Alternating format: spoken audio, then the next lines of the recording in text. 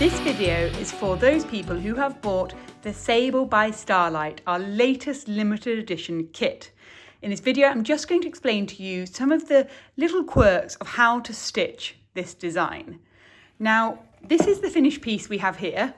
In your kit, you will have a piece of fabric that is printed with the design, and you can see that you've got the exact same design there printed. Within your kit, you also have all your threads on bobbins numbered up. You'll have some more threads than I've got here, but I've just got an amount to show you. And you have two booklets. You've got this green one and this blue one. Now this green one is a stitch guide that will show you how to do various different stitches. Now there's instructions here on things like interlaced herringbone, which we're going to use later. You can use this to show you how to do the stitches, but please remember on our YouTube we also have videos to show you each of these stitches. So if you're unfamiliar with something like a lazy daisy or a Hungarian braid, although granted those aren't in this kit, if you're unfamiliar with these ones and you struggle reading these instructions, then please do go look at the videos. So the other plan that you have in your kit is this detailed one. So first up, you have a really detailed photo of the finished piece. Now these photos are here, firstly, so you can see what you're creating, but also as a guide. So you can look at these photos and you can see in detail, that's the direction those stitches in, that's what it means. And we've highlighted some little images here which have zoomed up to show you some of the areas which you might find a little trickier to understand. So these pictures are here as a guide. Then on the reverse side of the plan, we've got your instructions. And this is the section which guides you through all the different stitches. I'm going to talk through this with you now. Now on the left-hand side, you can see all my threads are numbered up. So I've got my dark blue, my darker turquoise, grey, light blue, white, and purple. There are 6 colours that make up this kit. As you stitch the design, you can really jump around however you'd like. So the way that we work the design, I'll put the two side by side here.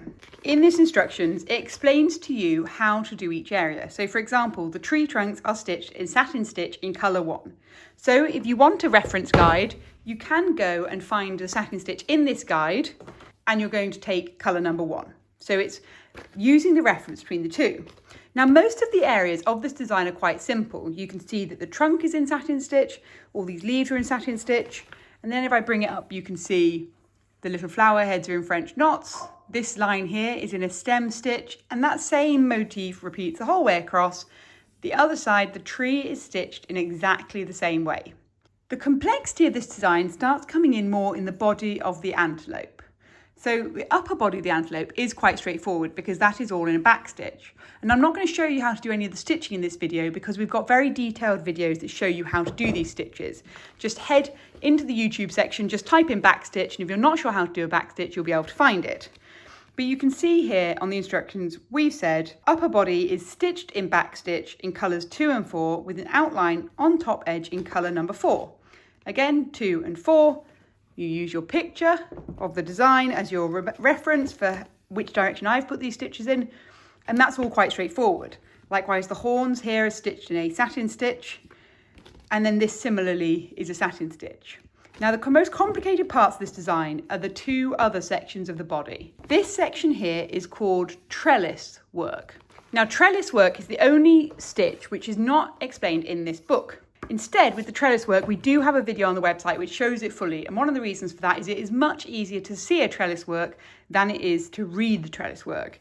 But the way it's effectively stitched is with a weave. So let me bring this close to.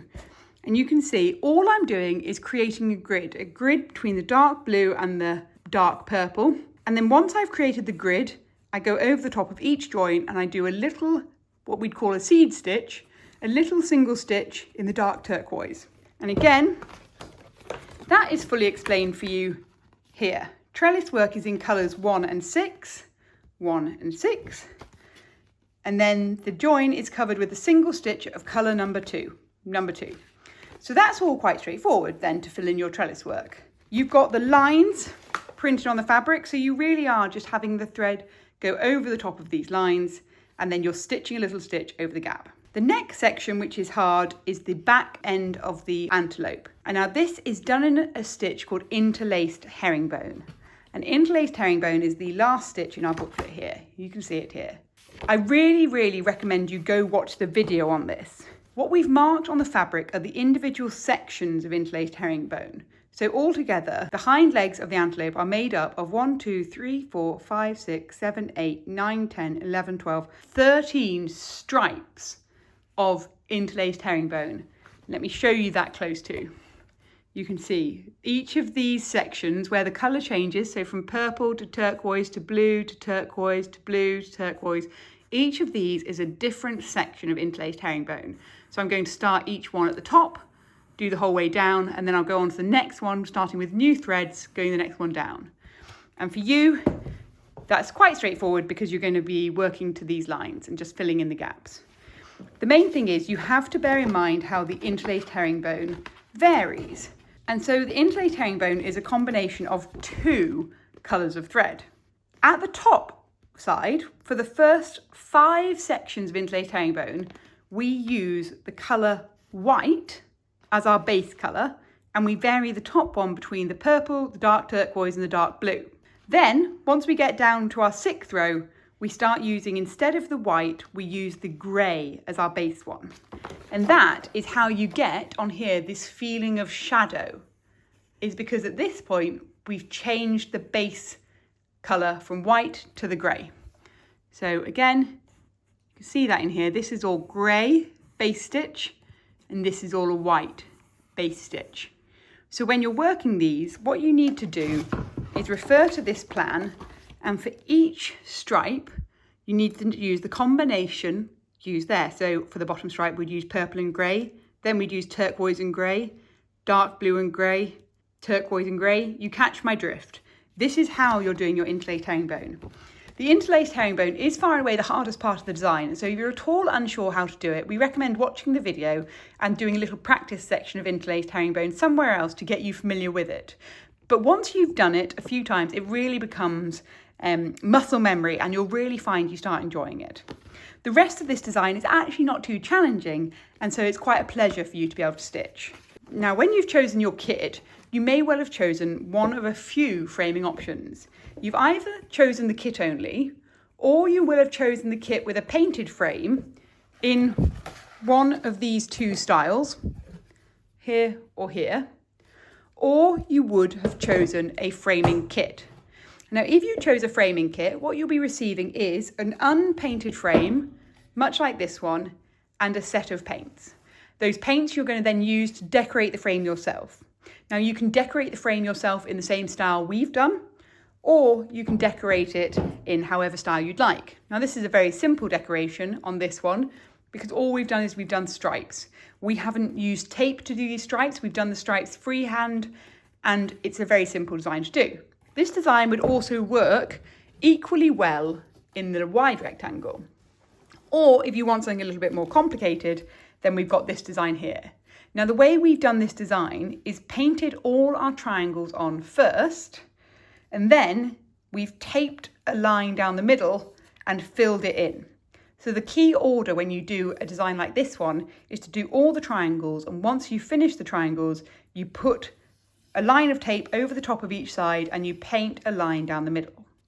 If you have ordered a painted frame, then you'll find inside the frame, when you take it out, you'll have some Velcro patches, which will be separate, included with the mounting board, and you'll have a wooden block stuck into the corner.